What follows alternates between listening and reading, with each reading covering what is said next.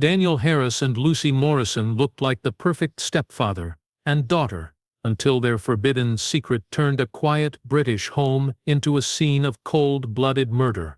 Please subscribe for daily new update of Crime Story and watch till end. In the peaceful English town of Reading, life in the Morrison household appeared nothing short of perfect.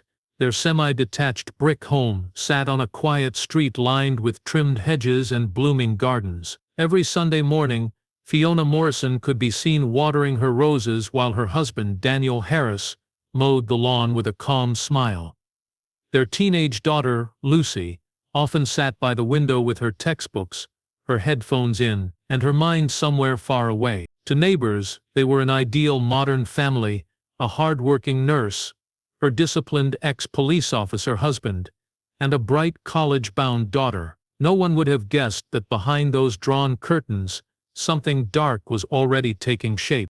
Fiona had met Daniel 2 years earlier. After moving on from a painful divorce, she had been lonely, exhausted from balancing long night shifts at the hospital and raising her daughter alone. Daniel entered her life like a savior, polite, protective, and full of charm. His background as a police officer made Fiona feel safe, like she could finally trust someone again. Within months, they were inseparable. Daniel seemed to adore Lucy as well, always asking about her classes and making sure she got home safely from college. Fiona was relieved to see how easily he stepped into the role of a father figure. She believed her family had finally been completed.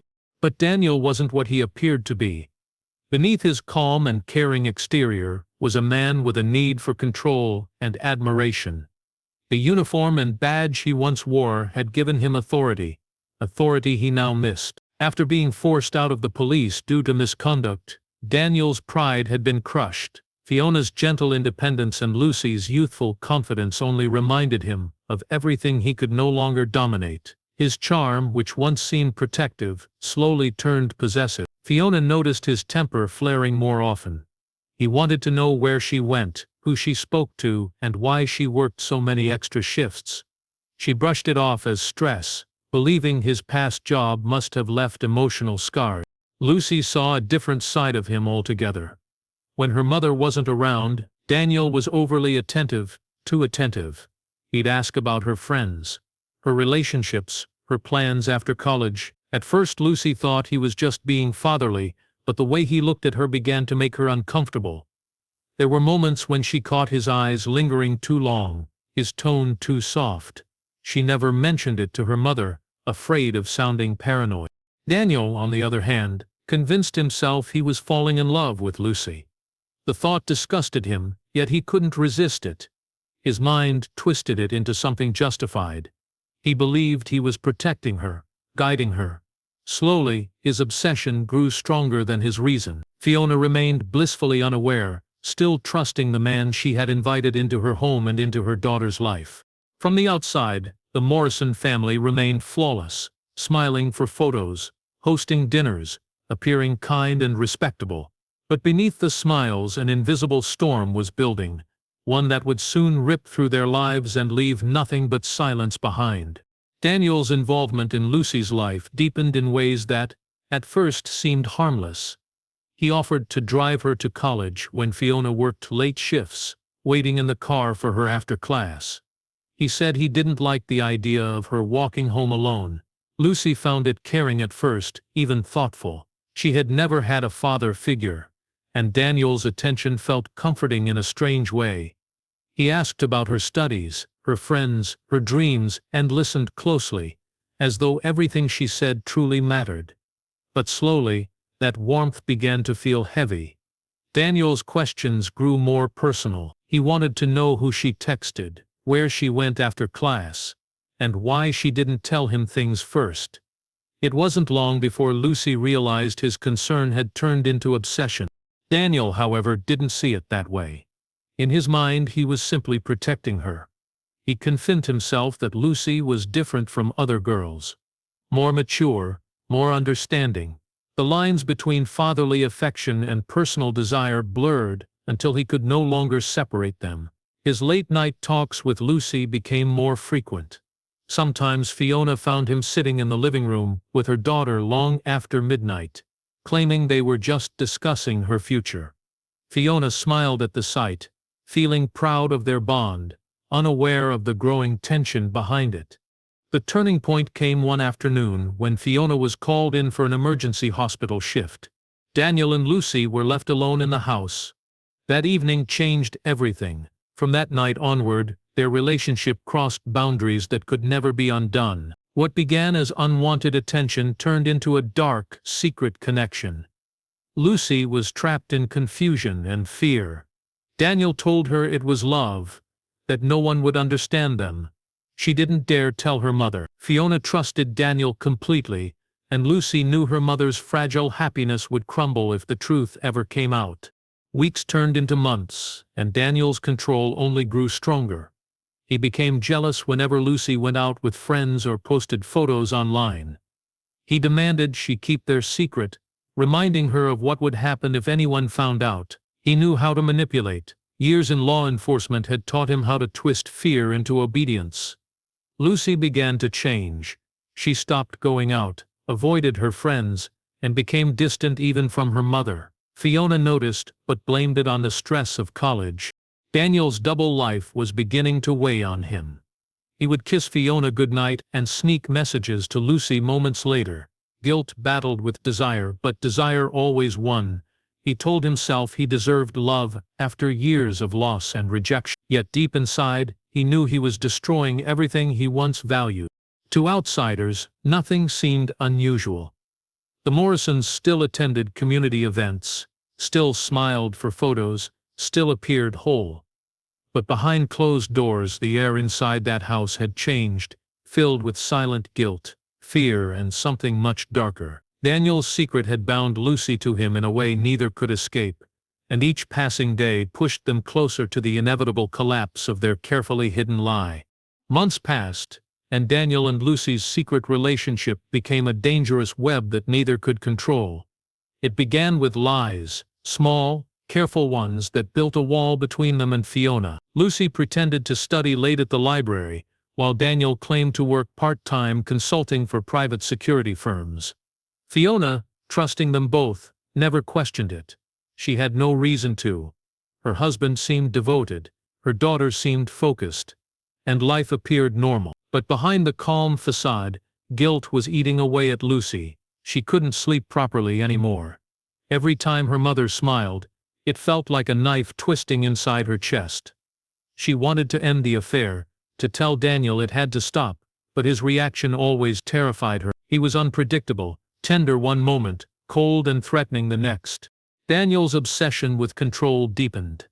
He started to keep track of Lucy's movements through a phone app he secretly installed, and sometimes drove past her college without telling her. He convinced himself she might be seeing someone else, and the thought sent him into quiet rage. He was a man used to having power, and now his entire sense of worth depended on keeping this secret alive. He told himself he was protecting what they had, but in truth, he was protecting himself from losing everything. His guilt turned into paranoia. One evening, everything began to unravel. Fiona was cleaning the house when Daniel's old phone, one he rarely used anymore, buzzed on the counter. She almost ignored it, but the name flashing on the screen caught her attention. It was Lucy. Confused, she opened the message, a short line, that read, "I can't do this anymore." Her heart froze. Do what anymore? Why was her daughter messaging her husband privately? Her hands trembled as she scrolled further up the conversation, and what she read made her sick. Messages filled with affection, plans, and secret meetings. She dropped the phone, unable to breathe. Everything she believed in collapsed in a single moment. Fiona waited in silence for them to come home. Her mind spun in disbelief and disgust. She tried to convince herself that there had to be an explanation, but there wasn't. When Daniel walked in, cheerful and unsuspecting, she couldn't look at him. When Lucy returned, pale and anxious, Fiona finally understood the fear in her daughter's eyes that she had ignored for so long. She didn't shout, she didn't cry. The silence in the house that night was more terrifying than any storm. Fiona locked herself in her room, shaking, replaying every memory in her head, every moment of trust, every smile that now felt like a lie. For Daniel, that silence was the beginning of the end. He could feel the change in the air, the way Fiona avoided him, the way Lucy refused to meet his eyes. He knew the truth was out, and the life he had built on lies was collapsing. But instead of guilt, something darker took root, a growing fear of exposure. Daniel wasn't thinking about forgiveness anymore. He was thinking about survival, and in his twisted mind he began to believe that only one way remained to keep his secret buried forever. Fiona didn't sleep that night. She sat on the edge of her bed, staring at the wall as the hours passed, her mind filled with disbelief and horror. Every sound in the house made her tense. Down the hall, she could hear Daniel's steady breathing and Lucy's quiet sobs. The silence between the three of them was heavy, thick with shame and fear. Fiona wanted to leave immediately, to grab her daughter and disappear, but she couldn't move. Her legs felt weak, her chest hollow. The man she had trusted, the man she had allowed into her home, had betrayed her in the worst way imaginable. And her daughter, still barely out of her teens, had been caught in something she couldn't even understand. By morning, Fiona's shock had hardened into resolve. She would end it. She would leave Daniel and never look back. She dressed quietly, packed a small bag, and went downstairs. Daniel was already there, sitting at the kitchen table with a cup of coffee. His face was calm, almost too calm. He greeted her as if nothing had happened. Fiona avoided his eyes, but he could feel the distance, the coldness in her voice. It was enough for him to know that she had found out. He tried to speak, to manipulate the situation the way he always had. He told her they could fix things, that what happened was a misunderstanding, but Fiona didn't respond. She simply told him she was leaving. The calmness in her tone frightened him more than anger ever could. He watched her pick up her bag, and something inside him broke. The thought of losing control terrified him. He had built his identity around being the strong one, the protector, the one in charge. But now Fiona was slipping away, and Lucy had already turned against him. That evening, Fiona and Lucy talked quietly for the first time in weeks. Lucy confessed everything. The manipulation, the threats, the way Daniel had controlled her. Fiona listened in silence, her hands shaking but her voice steady. She told her daughter they would go to the police in the morning. Lucy agreed, relieved yet terrified. It was the first time she had felt a bit of safety. Neither of them knew that Daniel was standing just outside the door, listening to every word. In that moment, something inside Daniel shifted from fear to rage. He felt betrayed, cornered, and powerless. The two people he claimed to love most were now plotting to destroy him. His mind began to twist reality, convincing himself that he was the victim. All the years of suppressed anger, humiliation, and failure came boiling to the surface.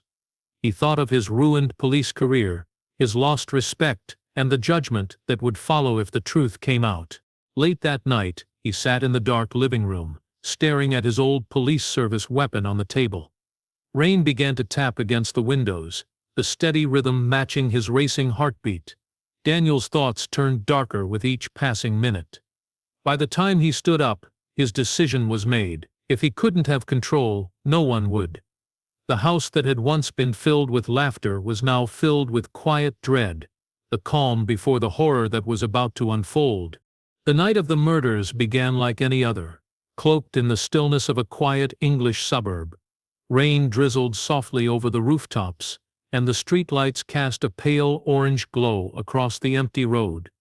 Inside the Morrison house, however, the air was tense and heavy. Fiona and Lucy were in Lucy's room, whispering about their plan to leave in the morning. Fiona had decided they would stay with her sister until they could safely report everything to the police. Lucy clung to the hope that this nightmare would soon end. Neither of them noticed Daniel pacing in the living room below, his face pale and expression blank, his eyes fixed on the weapon he had once sworn to use for justice.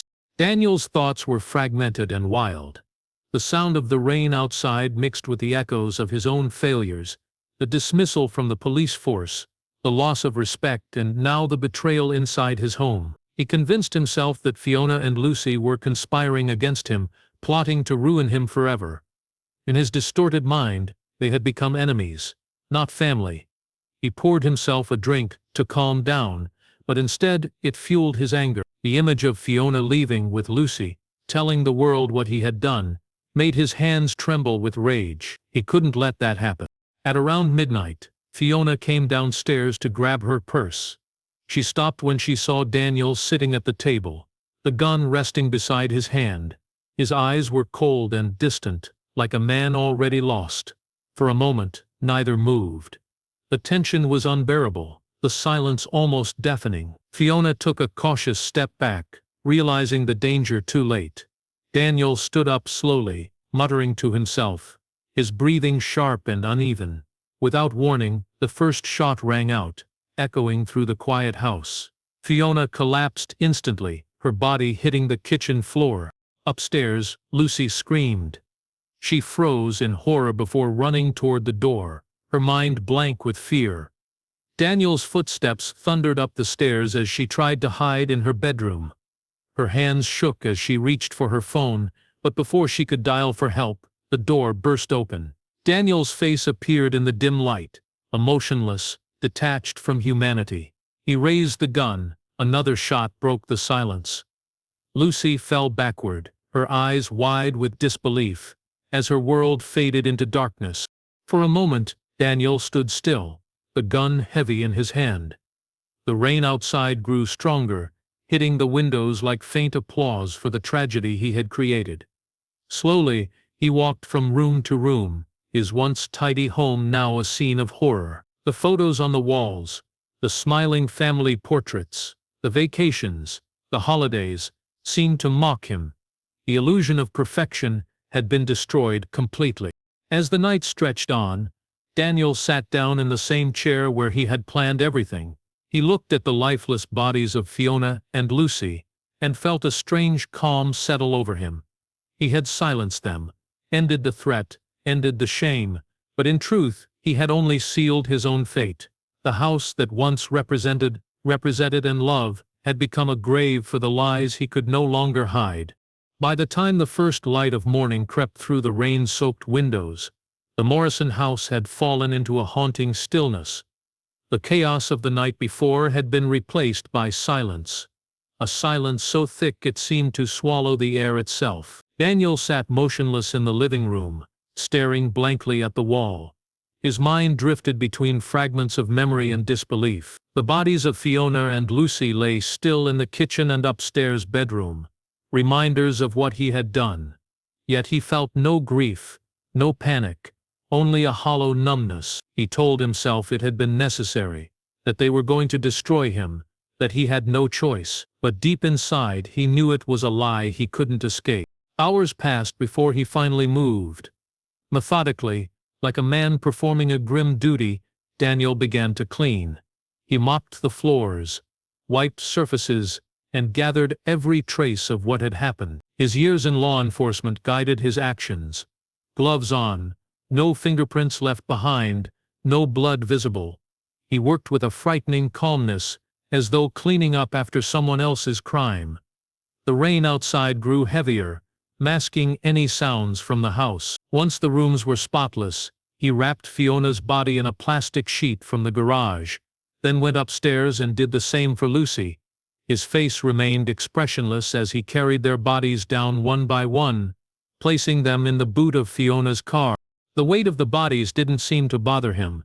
The only thing that consumed his mind now was how to hide them. He changed his clothes, loaded cleaning supplies into the car, and drove off before dawn.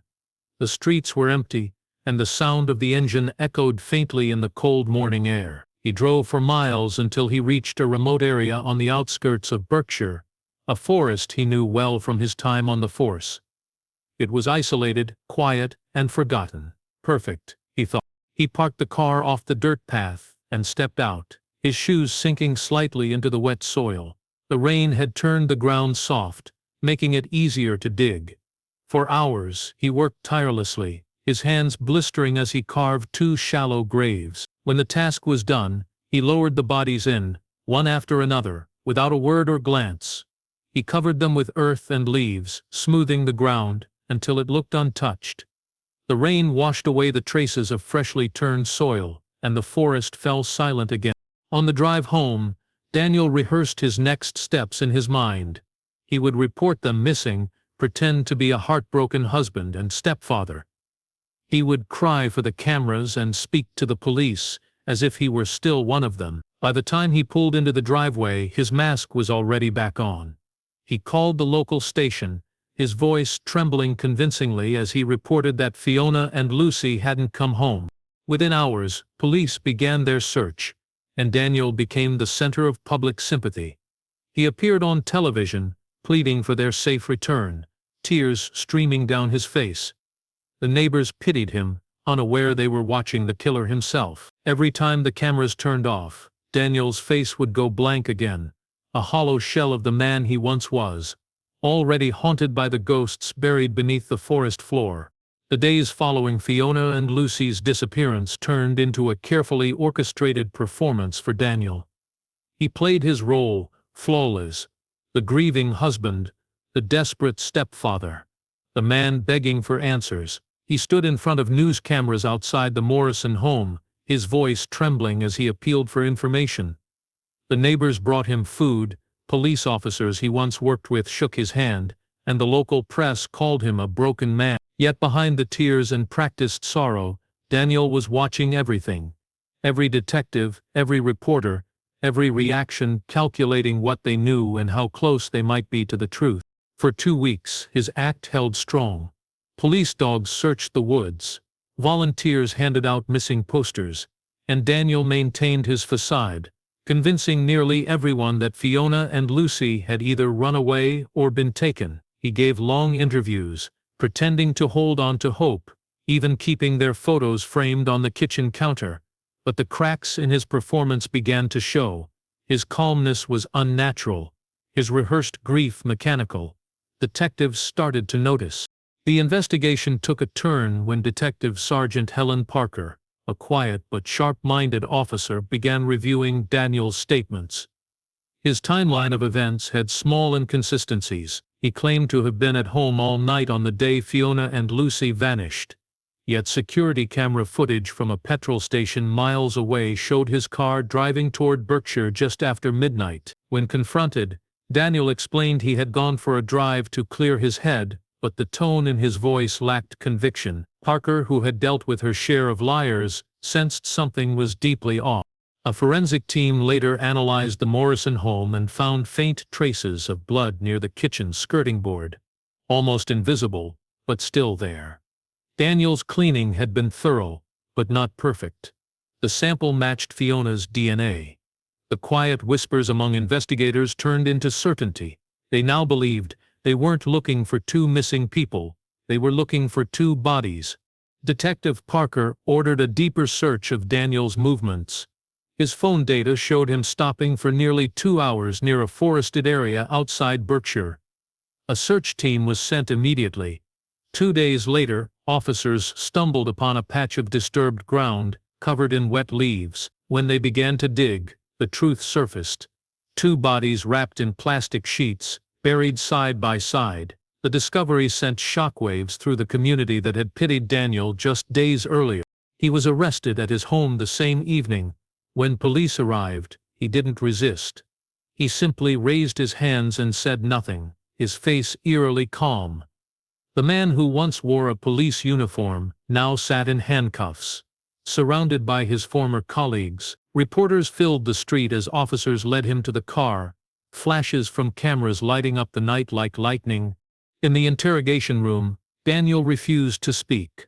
No confession, no remorse, only silence.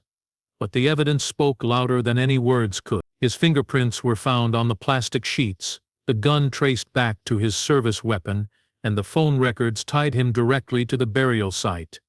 The mask had finally fallen, revealing not a grieving husband, but a cold and calculating murderer. The town that once admired him now spoke his name in disgust and disbelief. realizing the truth.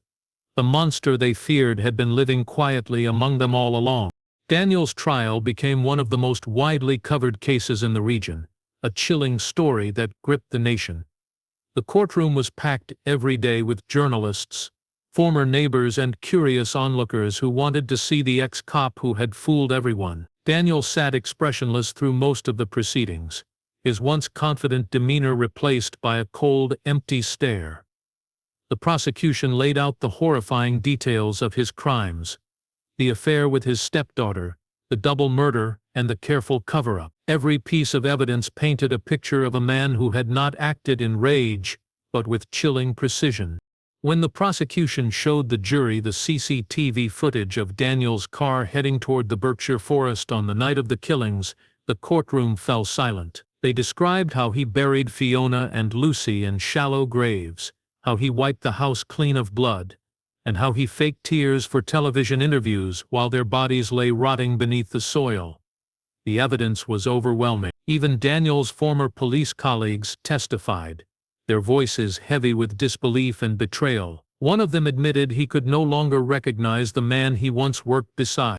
The defense tried to paint Daniel as mentally unstable, claiming years of trauma from his police career had driven him to breaking point. They spoke of psychological scars and emotional collapse, but it didn't matter. The jury saw through it. The text messages, the planning, and the methodical cleanup made it clear this was not madness, it was calculation. Daniel had not lost control in a single moment. He had decided to destroy anyone who threatened to expose him. When the verdict was finally read, Daniel showed no emotion. The judge sentenced him to life imprisonment without the possibility of parole, calling his actions an unforgivable betrayal of trust and humanity. As he was led away, a faint murmur swept through the courtroom, relief, sadness, and disbelief all tangled together. Fiona's family wept quietly, in the front row, clutching framed photos of the woman and daughter they would never see again. In the months that followed, the Morrison house stood empty. The windows were boarded up, the garden overgrown. No one wanted to live there. Neighbors crossed the street to avoid walking past it, unable to forget the tragedy that had unfolded behind those walls. The laughter that once filled the home had been replaced by memories too painful to erase. Local children whispered that the house was haunted, that strange sounds could be heard on rainy nights, the same kind of night when Daniel ended everything. In prison, Daniel remained isolated. Other inmates avoided him, some out of disgust, others out of fear. He never spoke of Fiona or Lucy again. Guards described him as quiet, detached, and distant from reality, often staring at the wall for hours. He refused visitors, refused to appeal his sentence, and lived in silence. Years later, the story of Daniel Harris, the ex-cop who destroyed his own family, continued to haunt Reading. True crime programs revisited the case, describing it as one of the most disturbing betrayals ever uncovered. For the people who remembered Fiona and Lucy, their tragedy became a permanent reminder that sometimes evil doesn't come from strangers lurking in the shadows, but from the ones trusted most, the ones who stand closest, smiling behind the mask of love.